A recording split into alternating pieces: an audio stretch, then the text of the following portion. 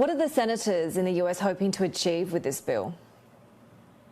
Well, they want to inject some more transparency, they say, and create a level playing field. This is a bipartisan bill that, if signed into law, would require companies to certify that they are not under the control of a foreign government. If they can't prove that, and if an audit can't make a determination, then the company could ultimately be banned from U.S. exchanges. So potentially, it could impact the likes of Alibaba, Baidu, and other Chinese companies listed in the U.S. with ADRs, of course.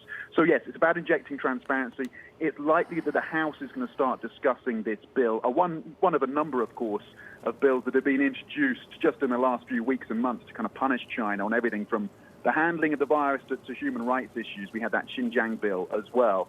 Now, in terms of the pressure from the U.S., the broader pressure from the U.S. on China, we had another broadside from President Trump in terms of China's handling of the virus, saying that it was the incompetence of China, this was in a tweet, that has caused mass worldwide killing. That is from President Trump. And then, of course, we've got this ongoing tension, escalating tension over Taiwan and the outreach from U.S. officials, including the Secretary of State, Mike Pompeo, who sent a message to Taiwan's President Tsai Ing-wen on the starting of her second term. And you had Chinese military officials here and ministers saying, look, this is a very dangerous move from the U.S. side. So these tensions continue to escalate. But the latest, of course, is this Senate move to try and edge towards a process where they could delist some of these Chinese companies.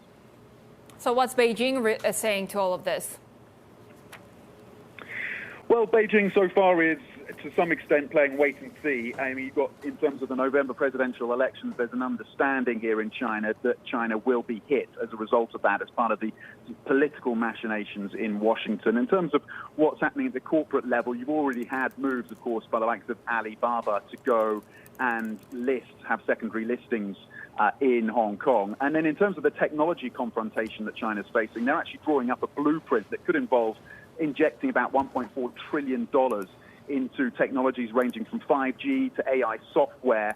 And it could benefit companies like Huawei and Alibaba and SenseTime. They're being enlisted in this effort at the expense, potentially, of foreign companies as well, as part of this blueprint.